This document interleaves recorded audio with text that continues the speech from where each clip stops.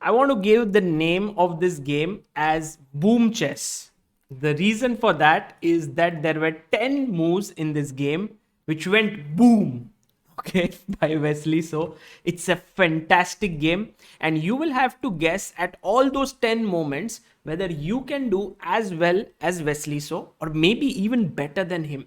So let's go. I believe that this game has the capability to be one of the best games of the years, even of the year. That's how good it is.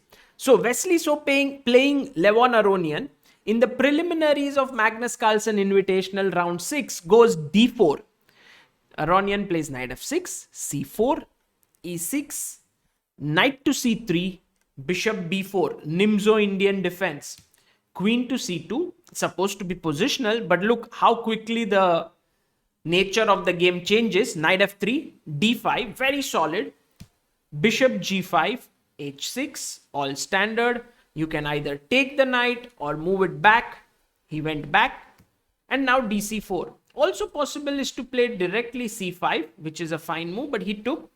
And now e4. Wesley So takes the center. He wants to play e5. And so Levon Aronian here goes for the move g5. c5 also can be considered because after e5, cd4, ef6, g5, black has perhaps a playable position, but it's very risky.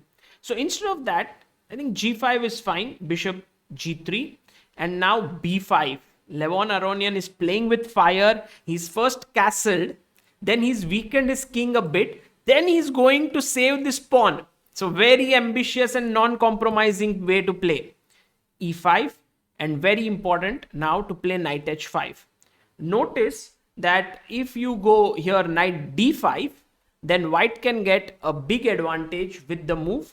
It's not for points, guys, but a very important move here, h4. Very good. You hack away at the king side. So the question is, why doesn't h4 work here straight away? That's because you can go g4. And the reason why after e5, knight d5, h4, g4 is not really as good is because of a very, very powerful move here. And I would like you to think about it. Again, we are coming to the points very soon. This is not what happened in the game, but Wesley So has done his homework. Knight to g5. Amazing move. hg, hg, and then the queen along with the rook are going to deliver checkmate down to h7. So knight h5 was played, and now Wesley So goes queen e4, hitting the rook here. And Aronian says queen d5. You cannot take my queen yet because this is pinned. So the question to you here for the first boom point is, what should white play here? It's not a big boom, but it's a nice one. I mean, if Wesley So doesn't play this, he wouldn't get a good position.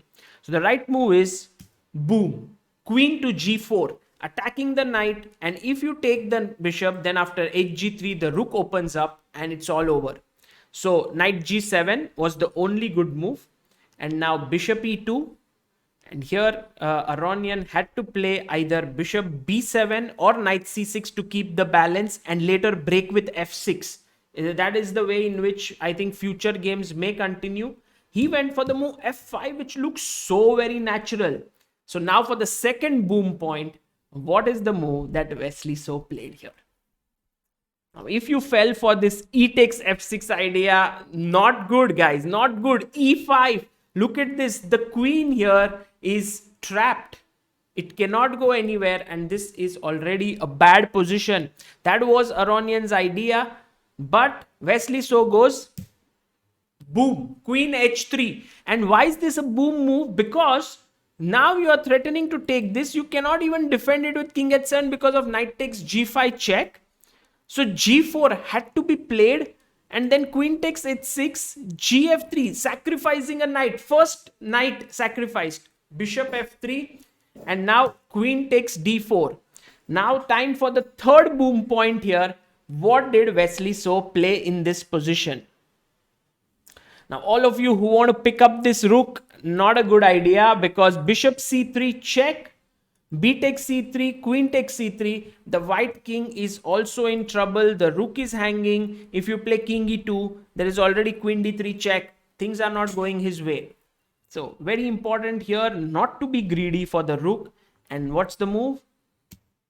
Boom, castles. Third point, this is where you see the quality of the pieces of white is much more important than one extra piece that black has. Now the rook is hanging for sure. So he plays c6. Rook jumps into the center, queen b6. And now for the fourth boom point, what did white play in this position? White to play. There are two good moves here. If you find either of those, it's good. In fact, this is the only point in the game where Wesley So could have improved his play. His move was boom, knight e4. Full point for that. But also for bishop h4, very nice move, threatening bishop f6. So let's say if you stop it, I'll sacrifice my rook. Bishop d7, bishop f6, threatening a mate. So rook f7. And now the same concept, knight e4, that is threatening knight g5 and hitting the rook. It's a very, very strong way to play. So therefore, and of course, if you take the knight, then after bishop e4, there's just no way to prevent these threats here. You know, there are too many threats in this position.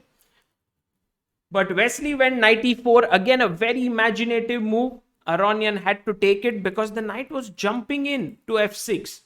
So he took bishop e4, threatening now things like bishop h7 followed by bishop g6. And if the king goes to e7, bishop h4 is there. It's too much of an attack. So he had to block it with rook to f5. If you went knight f5, then already there are problems with queen g6, king h8 and bishop h4. The bishop is coming this way and it's again trouble time. So therefore rook f5 was played and now takes, e takes. Time for a boom move once again. What did Wesley So play here? See, you are ahead in development, but you are already materially down. And so you need to keep the tempo going. And so boom, e6, beautiful move by white, just pushing the pawn forward. And who knows, it's going to, go towards becoming a queen. But more importantly, you have opened up the e5 square for your bishop. So bishop f8, he went bishop e5, and now came the move c5. So what Aronian wants to do is wants to pick up this pawn somehow. He couldn't have done it on the previous move because after bishop e6, there is bishop g7 and the bishop would be hanging. So therefore, after c5, he is seriously threatening to take on e6.